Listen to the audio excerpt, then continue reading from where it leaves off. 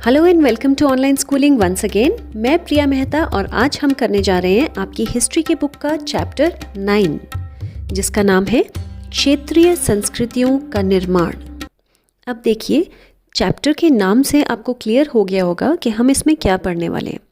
हम पढ़ने वाले हैं हर एक क्षेत्र में किस तरह संस्कृतियाँ जो हैं यानी रीति रिवाज जो हैं वो किस तरह नया रूप लेते हैं, समय के साथ साथ वो किस तरह से बदलते रहते हैं और जैसे जैसे जनरेशन नेक्स्ट आती रहती है वैसे वैसे उन संस्कृतियों में थोड़ा बहुत कुछ बदलाव भी होता है। तो चलिए देखते हैं।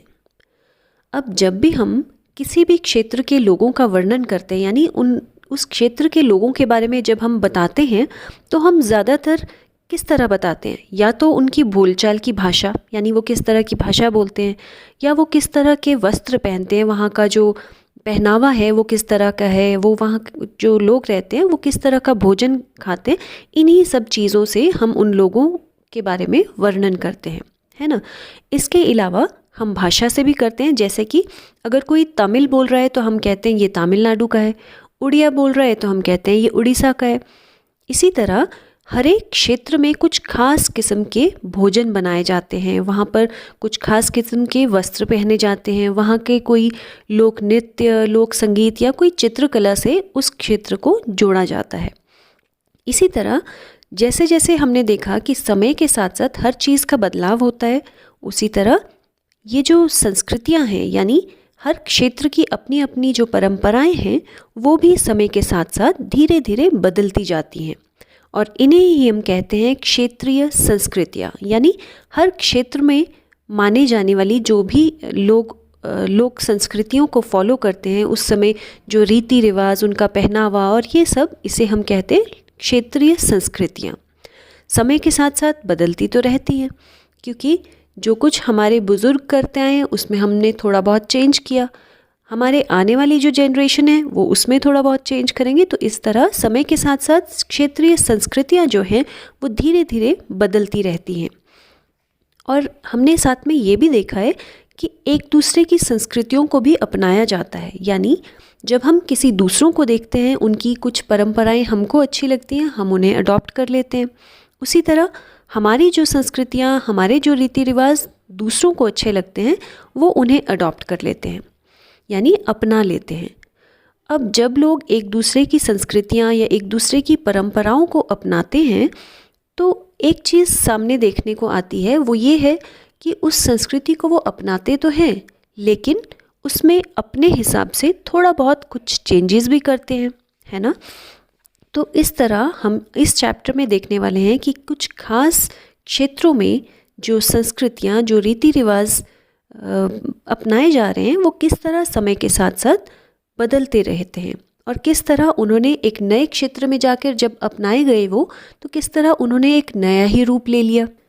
ये तो था चैप्टर का इंट्रोडक्शन। तो चलिए शुरू करते हैं इसी चैप्टर के फर्स्ट टॉपिक के साथ, चेर और मलयालम भाषा का विकास। हम सभी जानते हैं कि कोई भी भाषा और क्षेत्र यानी एरिया, उन दोनों में बहुत ही गहरा संबंध होता है ना। कोई भी क्षेत्र है या कोई भी एरिया है, कोई गांव है, उसकी एक अपनी पर्टिकुलर लैंग्वेज होती है, भाषा होती है ना। तो ये बात है महोदयपुरम का चेर राज्य प्रायद्वीप के दक्षिणी पश्चिमी भाग की, जो कि आज केरल राज्य का हिस्सा है। केरला का नाम तो आपने सुना होगा, उसी का आज एक हिस्सा है महोदयपुरम। तो 9th सेंचुरी में ये स्थापित हुआ था और यहाँ पर मलयालम भाषा जो है वो बोली जाती है। आज भी केरल की जो लैंग्वेज है वो मलयालम है। तो यहाँ पर मलयालम भाषा एवं लिपि का प्रयोग होता था उनके अभिलेखों को लिखने के लिए भी, और यहाँ तक कि इनके जो सरकारी अभिलेख हैं वहाँ पर भी क्षेत्रीय भाषा का ही प्रयोग होता है। जबकि आज हम देखते हैं कि ज़्यादातर जो सरकारी काम हैं वो हिंदी भाषा में किए जाते हैं, लेकिन उस समय की बात है, 9th सेंचुरी की ये बात है, जब वहाँ पर सरकारी अभिलेख भी जो थे वो क्षेत्रीय लैंग्वेज यानी वहाँ की लोकल लैंग्वेज में लिखे जाते थे। चेर राज्य के लोगों की खास बात है कि उन्होंने संस्कृत की परंपराओं को भी उसी तरह ग्रहण किया यानी उसी तरह अपनाया जिस तरह उन्होंने अपनी लोकल लैंग्वेज को अपनाया। केरल में मंदिर है रंगमंच। इस रंगमंच मंदिर की खास चीज़ है कि वहाँ पर संस्कृत के महाकाव्यों पर ये मंदिर आधारित है और इन्होंने आज भी अगर इनकी अभिलेख, इनकी जो परंपराएं देखी जाएं तो वो संस्कृत पर ही आधारित हैं।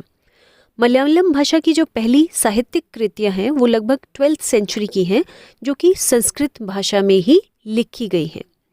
इसके अलावा अगर 14th सेंचुरी की बात करें, 14वीं सदी की बात करें, तो वहाँ पर एक ग्रंथ लीला तिलकम, अब ये जो ग्रंथ है जो व्याकरण तथा काव्य शास्त्र का विषयक है, ये ग्रंथ मणिप्रवालम शैली में लिखा गया है। मणिप्रवालम का शाब्दिक अर्थ है हीरा और मूंगा। ये this is again very important. और ये दो भाषाओं को यानी संस्कृत और उनकी क्षेत्रीय भाषाओं के साथ साथ प्रयोग का एक संकेत है, यानी कि वो संस्कृत के साथ साथ अपनी जो क्षेत्रीय उनकी भाषा थी उसका भी प्रयोग किया करते थे। तो चलिए इसके साथ ही चलते हैं हमारे नेक्स्ट टॉपिक की ओर, शासक और धार्मिक परंपराएं। जगन्नाथी संप्रदाय। अब जगन्नाथपुरी बहुत ही फेमस मंदिर है भगवान विष्णु का, आपने नाम तो ज़रूर सुना होगा, है ना। और इसके बारे में हम थोड़ी सी इन्फॉर्मेशन आज देखेंगे। बहुत सी क्षेत्रीय संस्कृति जो है वो डिपेंड करती है यानी निर्भर करती है वहाँ के क्षेत्रीय परंपरा, यानी जो धार्मिक वहाँ पर परंपराएं हुआ करती थी उस पे, धार्मिक परंपराओं पे वहाँ की संस्कृति बहुत ज़्यादा निर्भर करती है। अब इसका सबसे अच्छा उदाहरण है जगन्नाथपुरी का मंदिर, जो कि आपको याद रखना है कि जो जगन्नाथपुरी का मंदिर है वो कौन से राज्य में है, वो है उड़ीसा राज्य में। जगन्नाथ का शाब्दिक अर्थ अगर देखें तो इसका अर्थ है दुनिया का मालिक, जो विष्णु का पर्यायवाची है। यानी जगन्नाथ का शाब्दिक अर्थ अगर हम देखें तो वो उसका शाब्दिक अर्थ है विष्णु जी। विष्णु जी जो हैं वो दुनिया के मालिक भी हैं, है ना। तो आज अगर जगन्नाथपुरी की हम बात करें तो वहाँ पर एक काष्ठ की प्रतिमा है, और उस काष्ठ की प्रतिमा की खास चीज़ क्या है कि वो प्रतिमा वहाँ के स्थानीय जनजातीय लोगों द्वारा बनाई जाती है। और इससे ये पता चलता है कि वहाँ के जो स्थानीय लोग हैं वो अपने स्थानीय देवता यानी जगन्नाथपुरी जी को मानते थे, जो आगे चलकर विष्णु जी का रूप में उनको मान लिया गया। हमने पिछले चैप्टर में किया था कि जब भी हमने 6, 7 और 8वीं सदी की बात की थी तो हमने देखा था कि लोग जो अपने देवी देवता की पूजा किया करते थे वो ज़्यादातर शिव, विष्णु और माता दुर्गा के रूप में उन्हें देखा करते थे। अब अगर 12th सेंचुरी की 12वीं सदी की हम बात करें तो वहाँ पर गंग वंश के जो अत्यंत प्रतापी राजा थे उनका नाम था अनंत वर्मन। उन्होंने पुरी में पुरुषोत्तम जगन्नाथ जी के लिए एक मंदिर बनाने का निश्चय किया। उसके बाद क्या हुआ कि 1230 में यानी 1230 में जो राजा थे उनका नाम था अनंग भीम तृतीय।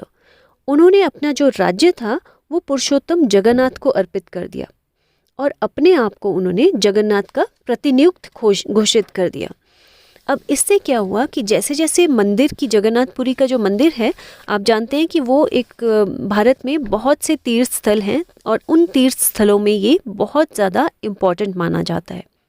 अब जैसे जैसे इस मंदिर की जो प्रख्यात होता रहा, ये इसकी जो महत्वता है वो बढ़ती गई, ज़्यादा से ज़्यादा लोग इसे जानने लगे, पहचानने लगे, तो उसके साथ साथ उसकी सामाजिक और राजनीतिक जो सत्ता है वो भी बढ़ती गई।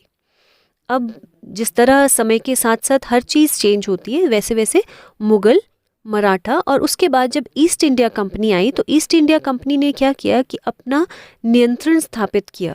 यानी वो तीनों ही, चाहे मुग़ल की बात करें, चाहे मराठा की बात करें या फिर ईस्ट इंडिया कंपनी की बात करें, तो इन तीनों का ही ये मकसद था कि हम अपना जो नियंत्रण है, अपना कंट्रोल जो है, मंदिर को पूरी तरह से अपने कंट्रोल में रखें। और इसका एक खास कारण था। इसका खास कारण ये था कि वो ऐसा समझते थे कि जो स्थानीय जनता है वो उनको पूरी तरह से स्वीकार तभी करेगी जब इनका कंट्रोल मंदिर के ऊपर रहेगा। तो ये था जगन्नाथपुरी की एक छोटी सी इन्फॉर्मेशन। तो चलिए इसके साथ शुरू करते हैं हमारा नेक्स्ट टॉपिक, राजपूत और शूरवीरता की परंपराएं। पुराने समय में राजपूत लोग शूरवीरता के लिए बहुत ही प्रसिद्ध थे।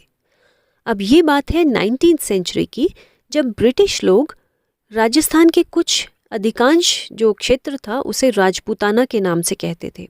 और इसका खास कारण ये था कि वहाँ के जो प्रमुख शासक रहे हैं वो ज़्यादातर राजपूत ही रहे हैं। जबकि ऐसा नहीं है कि कोई और लोग वहाँ पर नहीं थे, लेकिन अधिकांश लोग जो थे वो राजपूत ही हैं। जबकि इसका कोई प्रूफ नहीं है, लेकिन फिर भी अगर हम हिस्ट्री देखें तो ज़्यादातर राजपूत शासकों ने ही वहाँ पर रूल किया। इसके अलावा अगर बात करें तो वहाँ पर राजपूतों ने राजस्थान को एक विशिष्ट संस्कृति भी प्रदान की है। 8th सेंचुरी की बात करें तो वहाँ पर बहुत से राजपूत राजा ऐसे रहे हैं जिनकी कहानियाँ आज भी हम देखें तो हिस्ट्री में बहुत ही फेमस हैं। उनमें से एक हैं पृथ्वीराज चौहान। वे ऐसे शासक थे जो अपनी शूरवीरता और अपने आदर्शों की वजह से लोगों के दिलों में बहुत गहरी जगह बनाए हुए हैं। रण क्षेत्रों में उन्होंने हमेशा बहादुरी से लड़ाई की और कभी भी अपनी पीठ नहीं दिखाई। राजपूत शूरवीरों की बात करें तो आज भी उनकी कहानियाँ, काव्य जो हैं वो गीतों के रूप में सुरक्षित हैं और वहाँ के प्रशिक्षित चारण भाटों द्वारा वो गाए जाते हैं। ये जो काव्य और गीत हैं उनकी शूरवीरता को लोगों के समक्ष प्रकट भी करते हैं और उन्हें प्रेरित भी करते हैं उनकी तरह बनने का।